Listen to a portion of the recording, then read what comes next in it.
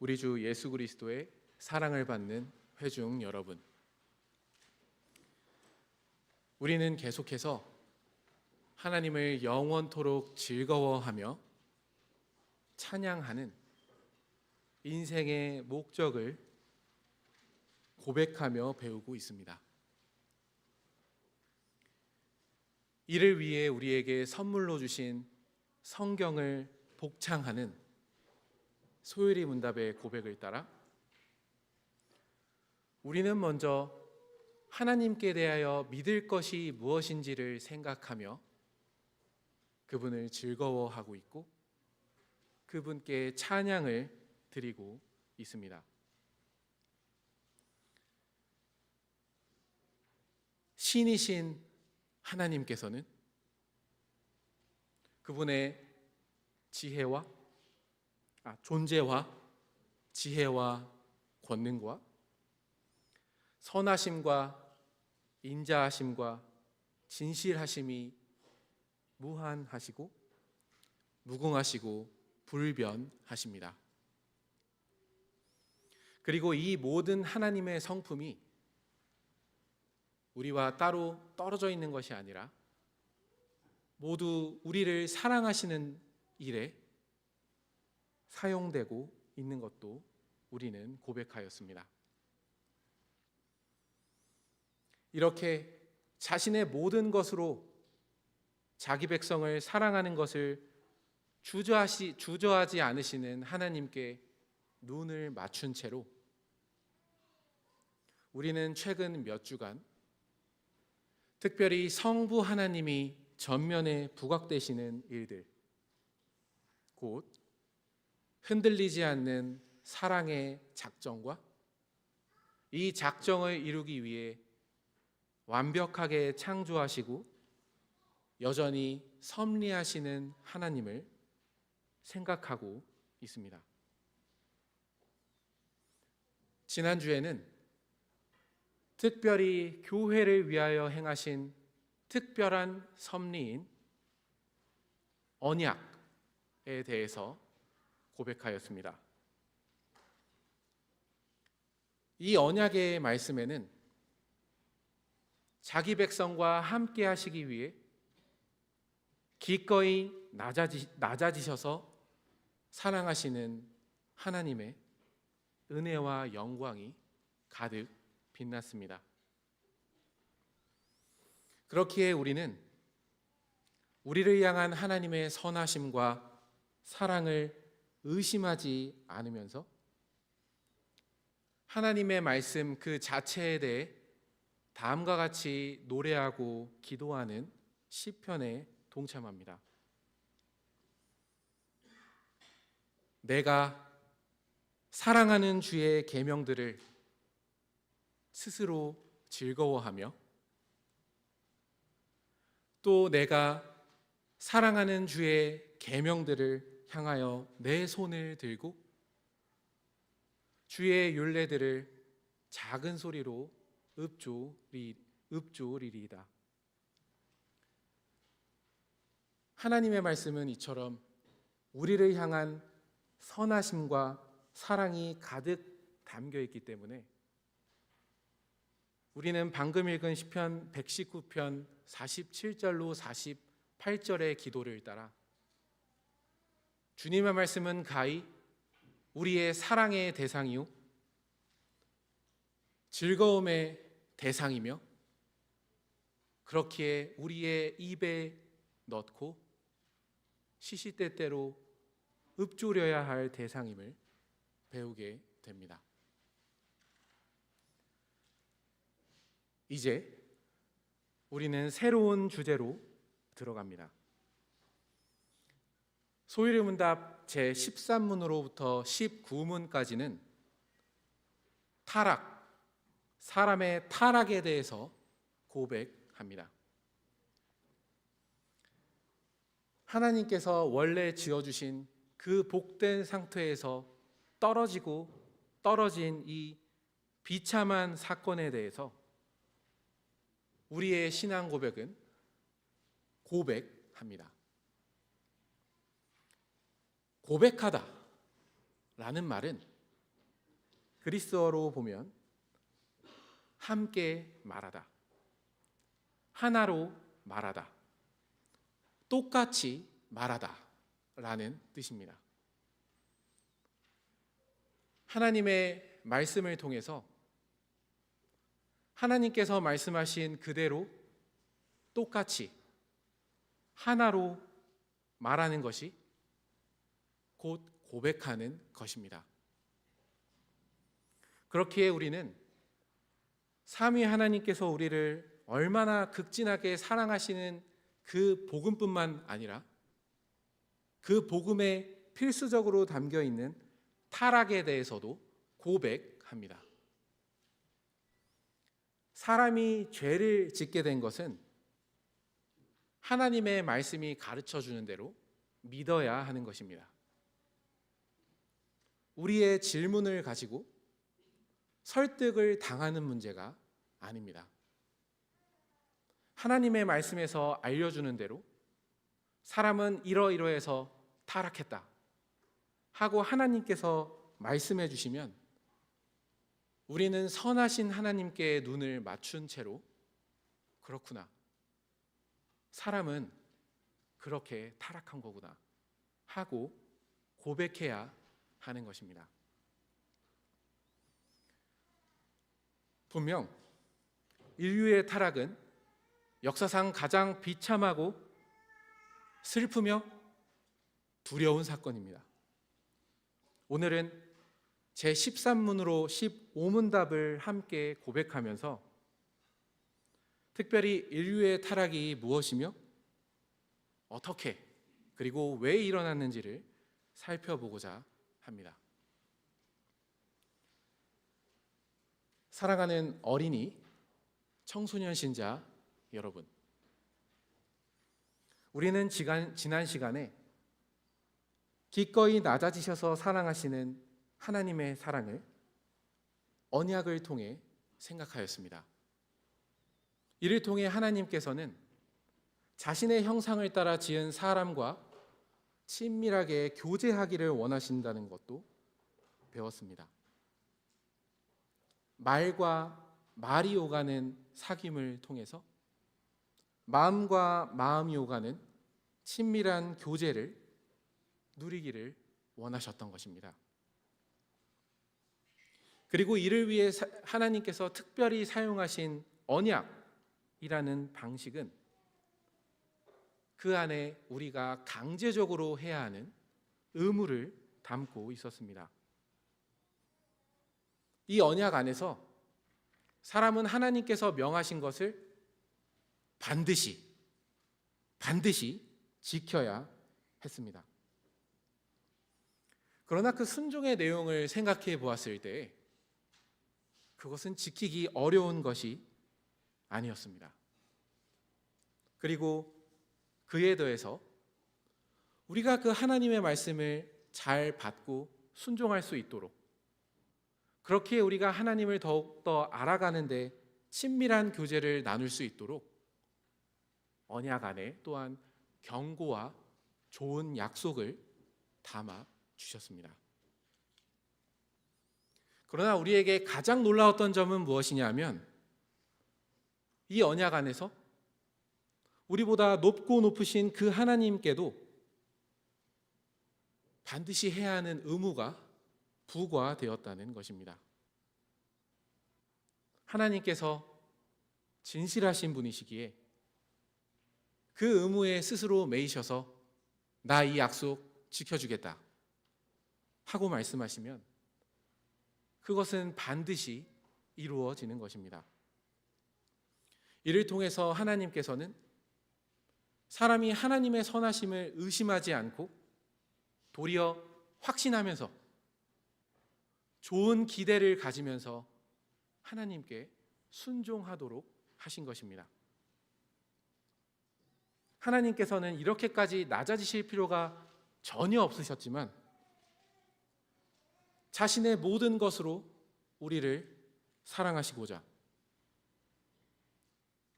우리와 언약을 맺으신 것입니다. 그렇다면 질문하게 됩니다. 하나님께서 우리에게 원하신 것은 무엇입니까? 하나님께서 이처럼 먼저 낮아지셔서 자신의 모든 것으로 사랑해 주시겠다고 하셨기에 하나님께서도 우리의 모든 것이 담긴 사랑을 원하셨습니다. 곧 우리가 온 마음을 다해서 하나님을 사랑하고 하나님을 사랑하기에 하나님의 말씀에 순종하는 그렇게 친밀한 교제로 들어가기를 원하신 것입니다. 과연 너는 마음을 다하고 뜻을 다하고 힘을 다하여 내 하나님 여호와를 사랑하라 하신 이 말씀은 인류의 시작부터 마지막 날까지 그리고 영원히 우리에게 진정으로 요구되는 의무입니다. 하나님께서는 이러한 교제를 나누기 원하셨기 때문에 사람을 창조하실 때 마음을 주신 것입니다. 우리가 다른 모든 것을 선택할 수 있음에도 기꺼이 하나님만을 사랑하는 그러한 것을 원하셨기 때문에 하나님께서는 마음을 주신 것입니다. 이를 두고 우리의 요리문답에서는 의지의 자유, 곧 자유의지라 합니다. 마음을 주시고 자신이 원하는 대로 선택할 수 있게 해주신 것. 그렇기에 우리는 인류의 시작부터 하나님을 사랑하고 하나님께 예배하고 또 하나님께 순종하는 그 모든 일이 다른 모든 것들을 선택할 수 있었음에도 하나님만을 선택하는 그러한 마음에서부터 시작된다는 것을 보게 됩니다. 하나님께서 우리에게 분명히 예배의 형식을 주셨지만 이어지는 모든 교회의 역사 속에서 하나님께서 매번 원하셨던 것은 제사보다 상한 심령이라 우리의 진정 어린 마음을 원하셨습니다. 그런데 오해해서는 안 됩니다. 하나님께서 이러한 자유를 주시고 네가 어떤 선택을 하든 나는 상관없다. 불순종하면 죽일 거고 순종하면 나와 계속 살게 해주겠다 하고 말씀하신 것이 아닙니다. 하나님께서는 우리가 어떻게 해서든지 하나님을 사랑하고 하나님의 말씀을 잘 들으면서 하나님과 더욱더 깊은 교제에 나아가는 것을 원하셨기 때문에 애초에 생명 언약도 주신 것입니다. 하나님은 우리와 함께 하시는 것을 기뻐하신 것입니다. 이렇게 우리에게 마음을 주시고 마음이 담긴 예배를 원하신 하나님, 그리고 이를 위해서 모든 것을 풍성하게 해주신 하나님, 이러한 하나님 앞에서 우리는 안타까운 소식을 13문의 고백을 통해 듣게 됩니다. 13문을 함께 고백하겠습니다. 13문. 우리 시조가 창조받은 지위에 그대로 있었습니까? 답. 우리 시조는 의지의 자유를 받았으나 하나님께 범죄함으로써 창조받은 지위에서 타락하였습니다. 13문에서 강조하고자 하는 것은 사람이 타락한 것은 사람의 책임이란 것입니다. 그렇게 여기에 의지의 자유를 받았다라는 것을 특별히 넣어서 고백하는 것입니다. 정말로 타락은 사람이 잘못한 것입니다. 하나님께서 가장 좋은 장소인 에덴에 첫사람을 두시고 그 안에 모든 것들을 주실 뿐만 아니라 그들을 가까이 부르시는 생명의 언약을 주셨음에도 인류의 첫 번째 조상이었던 아담과 여자는 그러한 하나님께로 나아가는 길을 자신의 뜻으로 선택하지 않은 것입니다. 순전히 사람의 책임이었고 사람의 잘못이었습니다. 그렇다면 도대체 구체적으로 무엇을 잘못한 것일까요? 함께 14문을 고백하겠습니다. 14문. 죄가 무엇입니까? 답. 죄는 하나님의 율법을 조금이라도 부족하게 지키거나 그 법을 어기는 것입니다. 소요리 문답은 죄를 고백하면서 법의 관점에서 생각하게 합니다. 죄가 합법과 불법의 문제라고 생각하게 하는 것입니다. 지난주에 우리가 함께 보았던 것처럼 동산 중앙에 있는 선악을 알게 하는 나무의 실과를 먹는 것은 지금 우리가 보기에 그게 도대체 무슨 의미가 있었을까? 라는 질문을 갖게 합니다. 그러나 그럴 때 우리가 생각한 것은 그것이 하나님께서 금하신 것이기 때문에 그래서 그 법은 중요했던 거다 라고 생각하였습니다. 하나님의 말씀은 법입니다. 이 세상을 지으신 창조주께서 하라고 하신 것, 하지 말라고 하신 게 곧 법이 됩니다. 그렇기에 우리는 여기서 하나님의 말씀을 대하는 태도에 대해서 생각하게 됩니다. 바야흐로 우리는 취향의 시대를 살고 있습니다. 내가 좋고 내가 나쁜 것을 선택하며 또 그대로 살 수 있는 그러한 시대에 살아갑니다. 그렇기에 하나님의 말씀도 자신의 취향을 따라 은연중에 판단하기도 합니다. 그런데 여러분, 법을 이렇게 취향에 따라 지키다간 감옥에 갈 것입니다. 법은 취향에 따라 지키는 것이 아닙니다.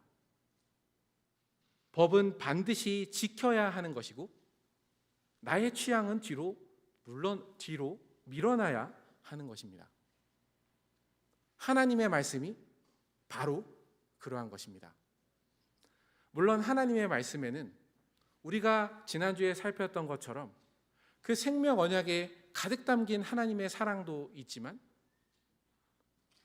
애초에 하나님의 말씀 자체가 우리에게 법이 된다라는 사실, 그것을 잊어서는 안 됩니다. 다음으로 14문에서 생각할 것은 그렇다면 죄가 무엇인가 하는 것입니다. 두 가지로 나누어서 우리의 요리문답은 설명합니다. 우리의 법인 하나님의 말씀을 첫 번째로 하라는 것을 하지 않는 것입니다.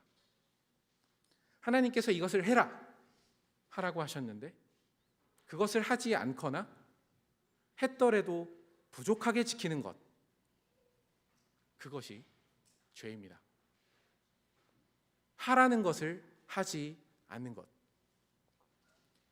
다음으로 하나님께서 하지 말라고 하신 것을 하는 것도 죄입니다.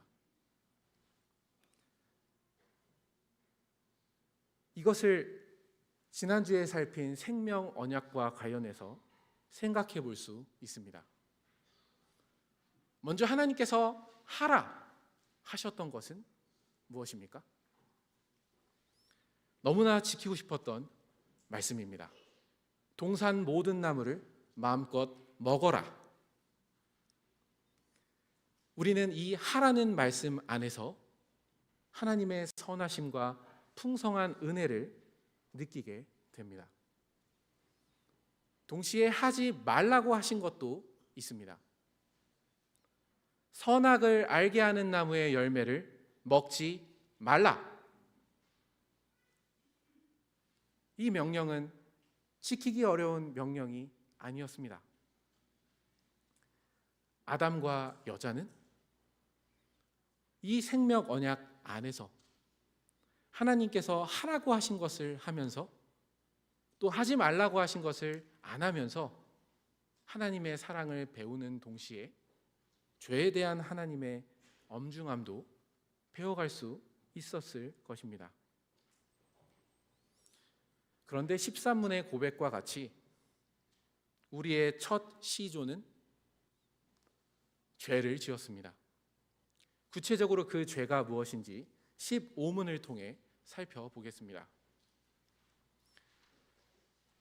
15문. 우리 시조가 창조받은 지위에서 타락하게 된 죄는 무엇입니까? 답. 우리 시조가 창조받은 지위에서 타락하게 된 죄는 금하신 열매를 먹은 것입니다. 하지 말라고 명하신 것을 했습니다. 선악을 알게 하는 나무의 열매를 먹지 말라고 하셨는데 먹었습니다. 우리는 어떻게 해서 이러한 범죄가 일어났는지를 하나님의 말씀에 따라 살피고자 합니다. 그리고 본론부터 먼저 말씀드리자면 사람이 타락하게 된 그 핵심에는 하나님께서 낮아지셔서 적극적으로 사랑하셨던 그 생명의 언약과는 정반대로 하나님을 가장 나쁘게 말하는 악하고 악한 말이 있었음을 보게 됩니다. 창세기 3장의 본문을 차례대로 보겠습니다. 동산에 뱀이 있었습니다. 후에 요한계시록에서는 옛뱀이라고 이야기할 정도로 이 뱀은 곧 마귀를 뜻합니다. 하나님을 대적하려 했던 그 악한 천사 말입니다. 그 천사가 말을 걸어옵니다. 하나님이 참으로 너희에게 동산 모든 나무의 열매를 먹지 말라 하시더냐?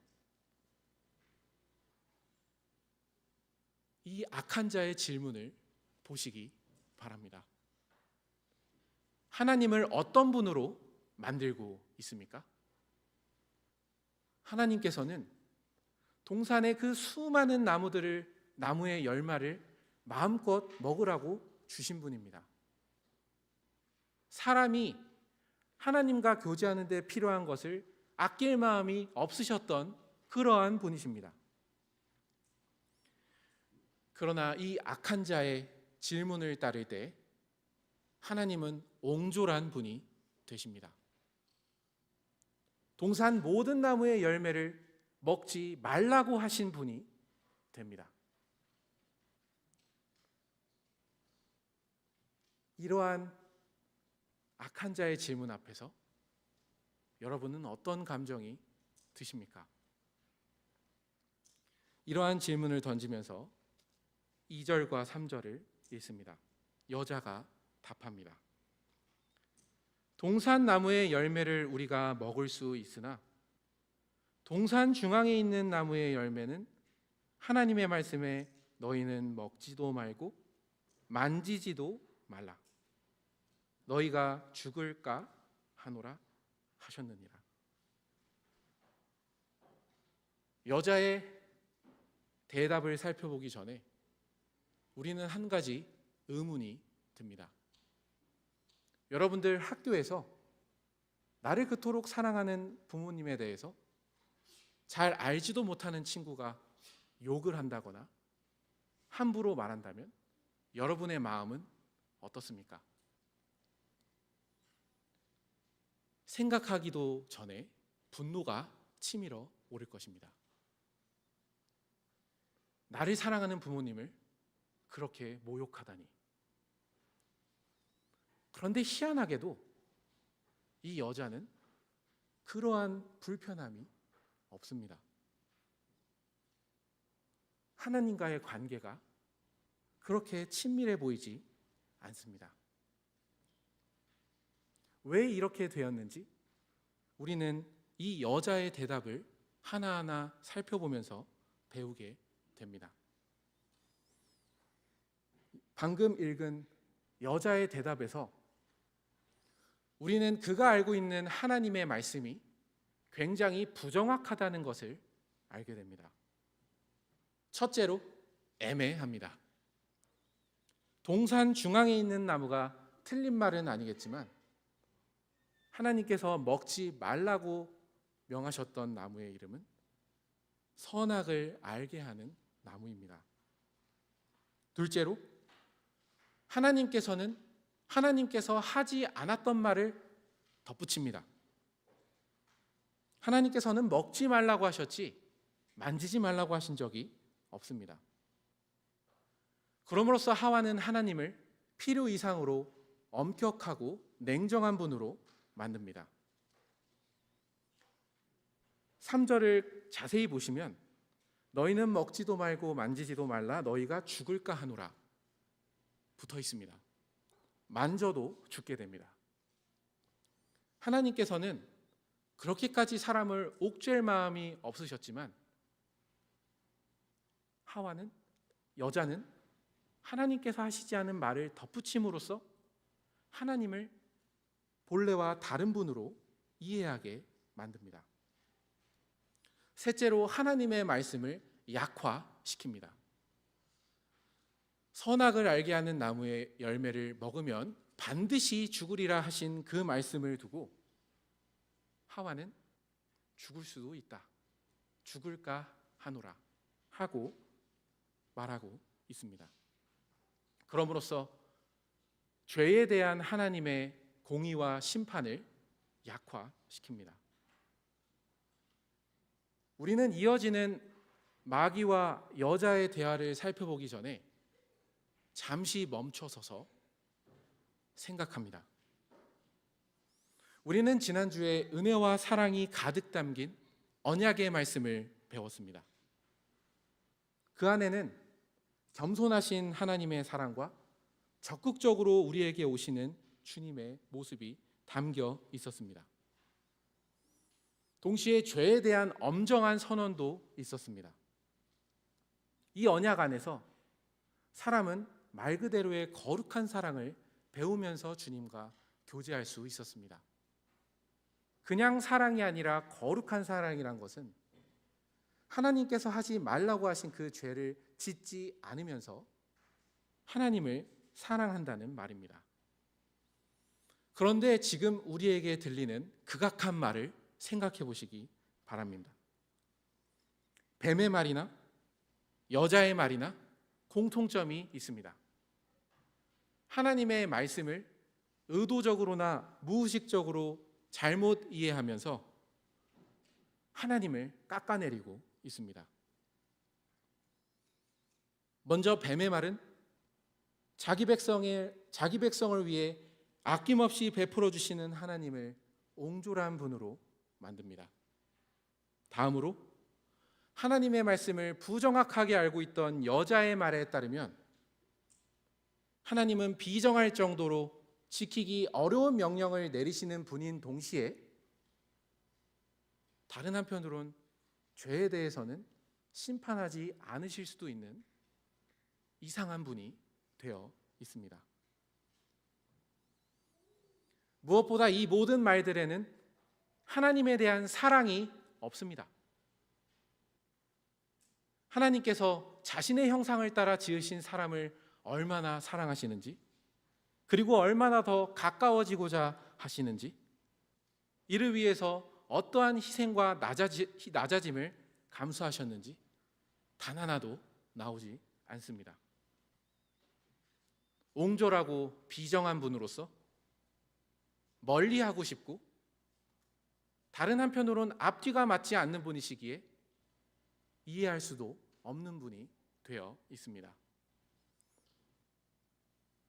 하나님의 말씀이 어긋나기 시작하면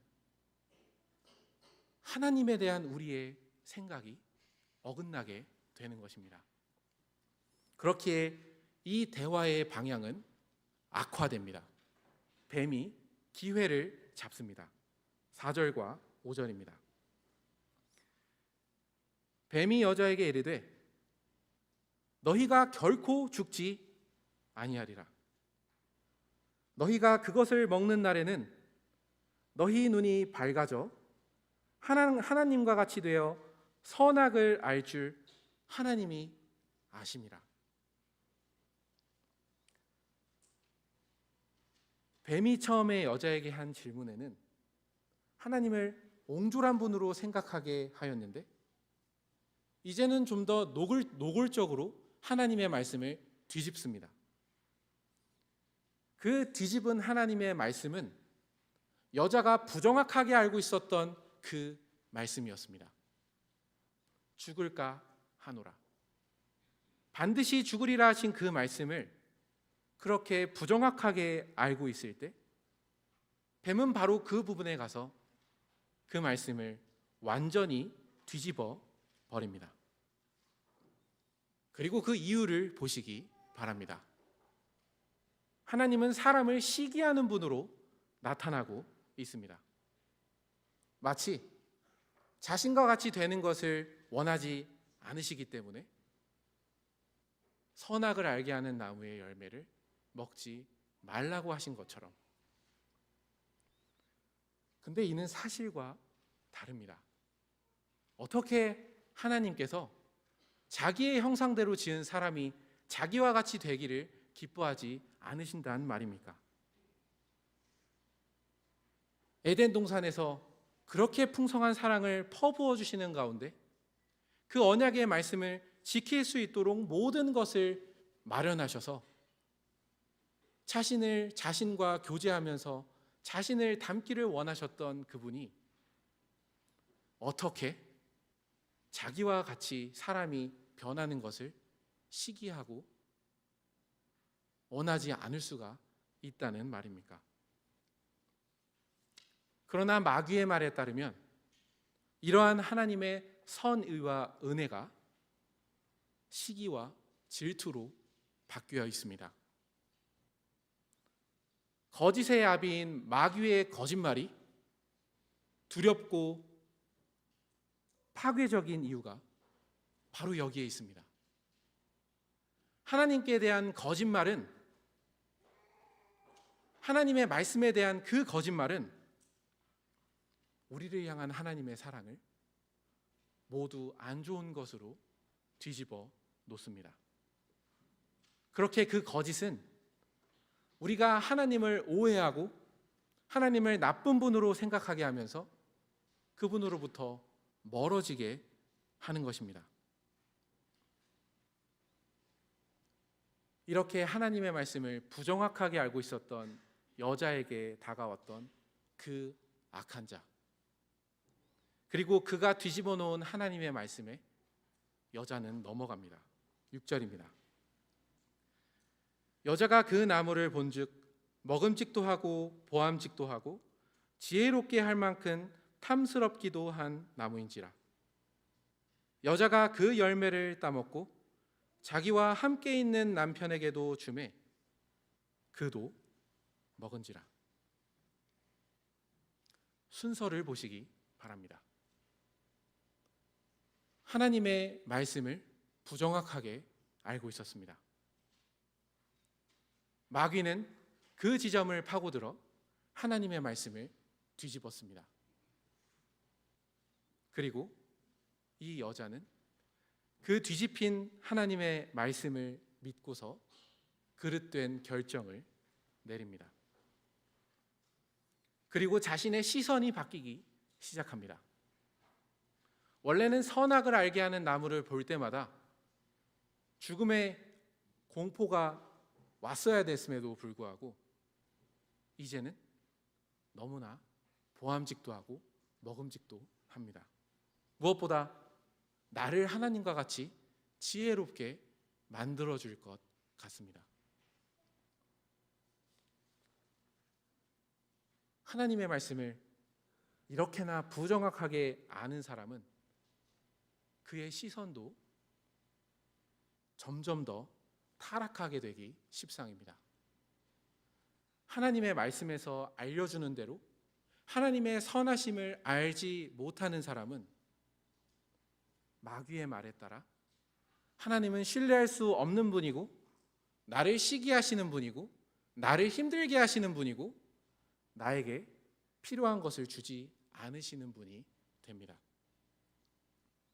그렇게 하나님이 좋다고 하신 것을 좋다고 여기는 게 아니라, 그렇게 하나님께서 나쁘다고 하신 것을 나쁘게 여기는 것이 아니라,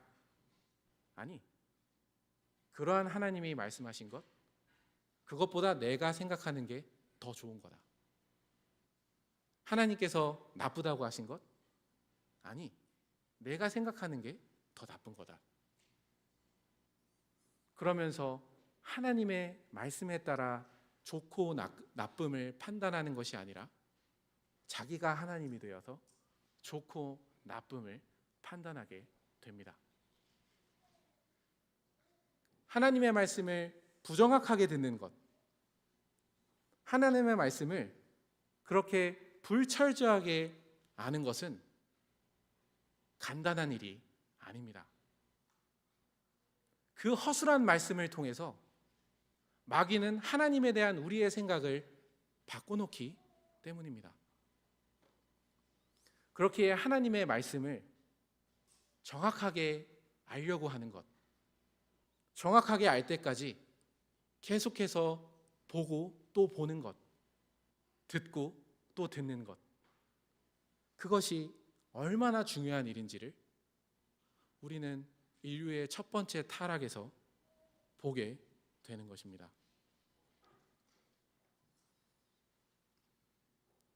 그렇기 때문에 어린이, 청소년 신자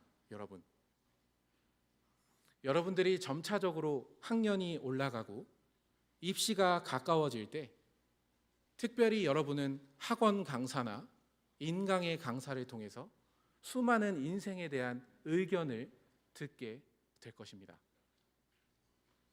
많은 경우에 그들은 인정사정 볼 것 없이 열심히 공부해서 이겨라,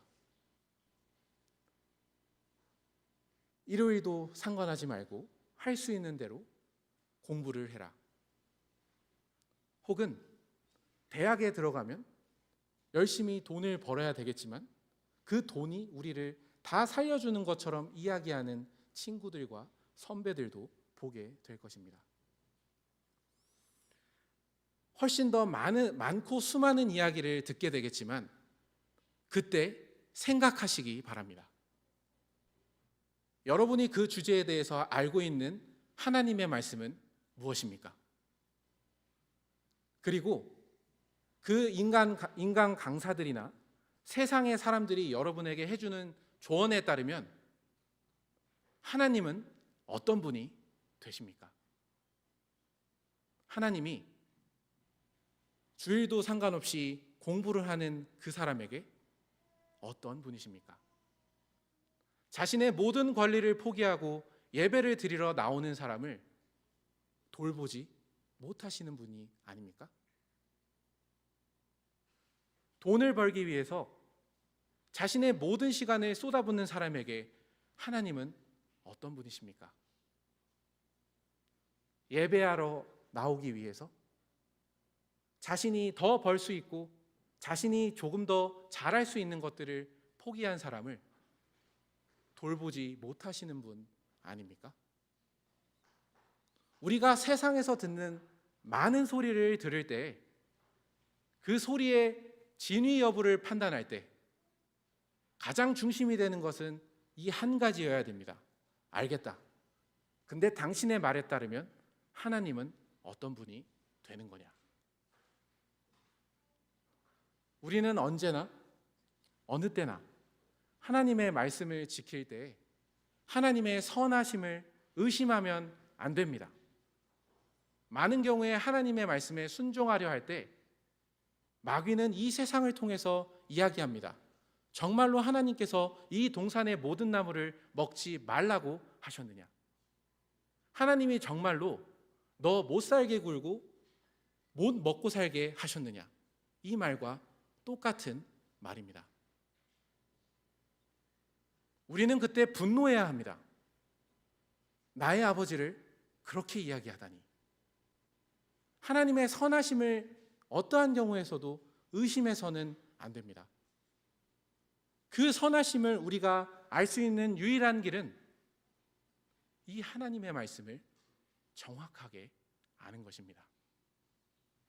자신이 하나님의 말씀을 불철저하고 허술하게 아는 만큼 마귀는 여러분들을 좋은 먹잇감으로 생각할 것입니다.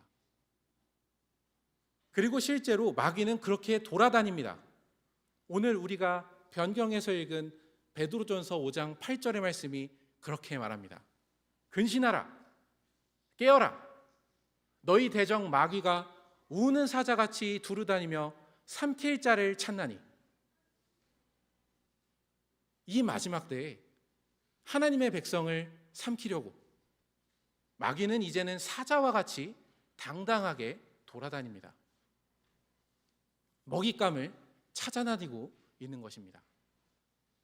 그 먹잇감은 하나님의 말씀을 허술하게 알고 그럼으로써 하나님의 선하심과 사랑을 허술하게 하는 사람입니다. 그러니 5장 8절에서 근신하라고 하는 겁니다. 원어로 말씀드리면 정신 차려라 라는 말입니다. 무엇을 정신 차려야 되고 무엇에 깨어 있어야 되겠습니까? 9절에서 사도는 이어서 말합니다. 너희는 믿음을 굳건하게 하여 그를 대적하라. 믿음을 굳건하게 하는 것, 이것이 우리가 그 유일한 거짓말쟁이를 이길 수 있는 방법입니다. 이어서 아주 흥미로운 얘기가 이어집니다. 이는 세상에 있는 너희 형제들도 동일한 고난을 당하는 줄 알미라. 특별히 이 세상을 살아가면서 신자로 살아가면서 어려움에 처할 때 하나님을 믿음에도 하나님을 믿었기 때문에 다른 사람들보다 더 힘들게 살 때 그때 마귀는 이야기하는 겁니다. 하나님 뭐 하고 계시냐? 하나님이 뭐 하시길래 넌 그렇게 힘들게 살고 있냐? 하면서 우리에게 똑같은 거짓말로 접근하는 것입니다. 이렇게 어려운 상황 가운데 우리가 믿음을 굳건하게 하면 그를 대적하는 것이라고 했는데 믿음의 내용이 무엇입니까? 이어지는 말씀에 있습니다. 모든 은혜의 하나님. 우리가 처한 상황이 어떠하더라도 믿음을 굳건하게 하는데 그 믿음의 대상은 모든 은혜의 하나님입니다. 내 상황이 어떠하더라도 하나님께서는 모든 은혜의 하나님이시다. 내가 비록 죄인이지만 이러한 나를 그리스도 안에서 부르신 분, 그리스도 안에서 우리를 부르사 자기의 영원한 영광에 들어가게 하신 그분, 이미 우리와 영원히 함께 하시려고 우리 안에 그 보증으로 성신님을 보내신 분, 그분을 믿는 게 믿음을 굳건하게 하는 것이고 우리의 대적을 대적하는 것입니다. 우리의 믿음은 언제나 현실에 흔들립니다.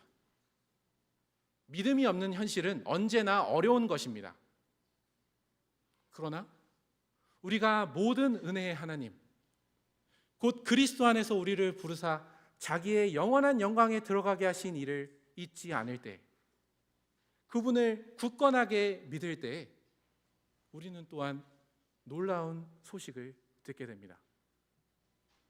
잠깐 고난을 당한 너희를, 이 땅에서 우리가 하나님을 믿다가 어떠한 고난을 당할지라도 자기와 영원히 함께 하시려고 부르신 그분을 생각하면 이 땅에서 당하는 고난은 잠깐 받는 것입니다.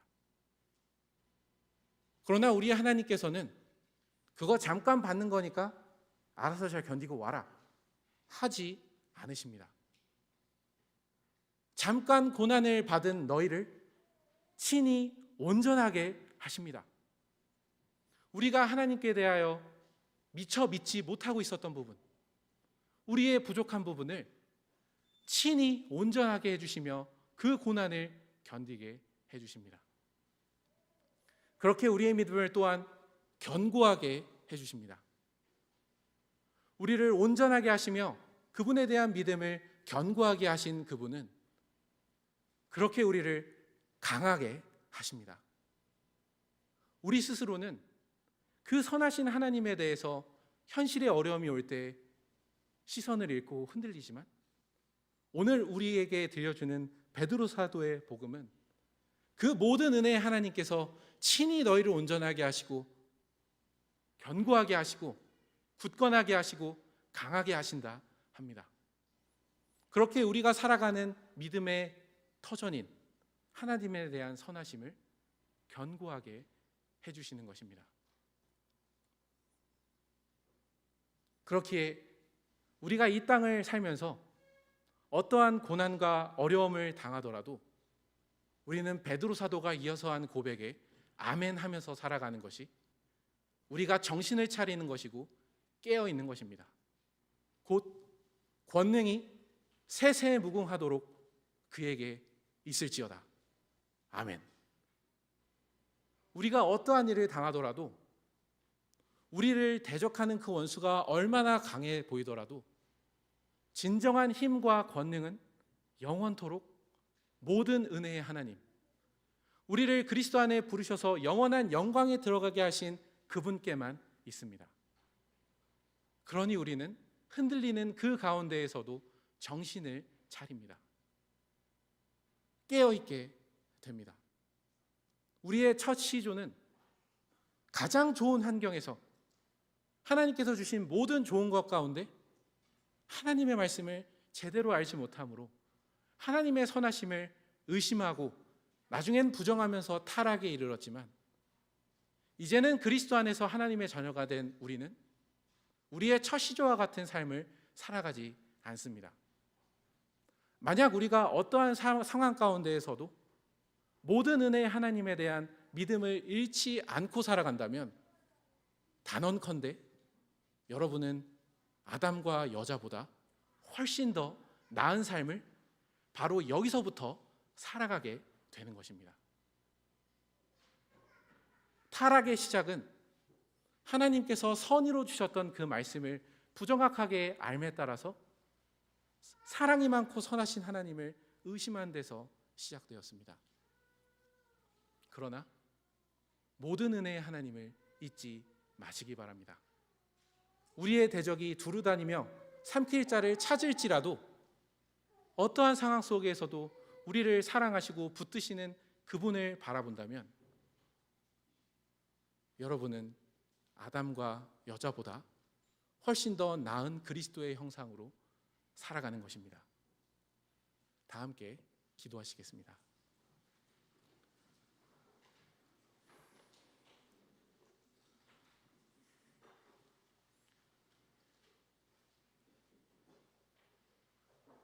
모든 은혜의 하나님, 그리스도 안에서 저희를 부르사 자기의 영원한 영광에 들어가게 하신 하나님, 하나님께서 자신의 형상을 따라 사랑하시고 하나님을 닮게 하시려고 그 친밀한 사랑의 교제 가운데로 불러주셨을 때 여자와 아담은 하나님의 그 크신 사랑을 소홀히 생각하고 그분의 주님의 말씀을 불철저하게 알매 따라서 하나님을 악한 분으로 여겼습니다. 그에 따라 마귀는 그렇게 하나님에 대한 신뢰와 믿음이 약해진 틈을 타서 하나님을 옹졸한 분으로 만들고 사람을 시기하는 분으로 만들었습니다. 그렇게 사람의 타락은 시작되어서 스스로 교만하여져서 하나님의 말씀이 아닌 자신의 뜻에 따라 선과 악을 결정하며 살아가게 되었습니다. 이 비극 앞에서 그리스도 안에서 다시 구원을 받은 저희는 경각심을 갖고 정신을 차리게 됩니다. 저희 같은 사람들을 위해서 아드님을 내어주신 그 아버지께서 이제는 베드로 사도를 통해서 근신하라, 깨어라, 너희 대적마귀가 우는 사자와 같이 두루다니며 삼킬 자를 찾나니 너희는 믿음을 굳건하게 하여 그를 대적하라 하십니다. 저희가 이 땅에서 어떠한 고난을 받을지라도 그 고난 가운데 마귀의 권세 아래 있는 모든 사람들에게서 하나님에 대한 조롱과 그분을 믿는 우리에 대한 모욕이 있을지라도 모든 은혜의 하나님, 그리스도 안에서 우리를 부르사 자기의 영원한 영광에 들어가게 하시니가 잠깐 고난을 받는 너희를 친히 온전하게 하시며 굳건하게 하시며 강하게 하시며 털을 굳게 하시리라 하신 이 말씀을 기억하며 저희 선하신 하나님에 대한 믿음을 굳게 하는 데서 저희의 원수를 대적하며 살아가게 해주시기를 구합니다. 때로는 세상이 더 강해 보일지라도 권능이 세세에 무궁하도록 그에게 있을지어다 아멘 하는 그 말씀을 기억하면서 전능하신 주님께서 그 백성을 계속해서 돌보신다는 사실을 잊지 않고 저희가 하나님의 선하심을 믿는 가운데 이 세상을 걸어가게 해주시기를 구합니다. 그렇게 저희의 대적에게 넘어가는 일도 없게 해주시고 그렇게 먹잇감으로 없어지는 일도 없이 주님의 온전한 백성으로 마침내 주님과 영원한 영광으로 들어가게 해주시기를 구합니다. 예수님 이름으로 기도드렸습니다. 아멘.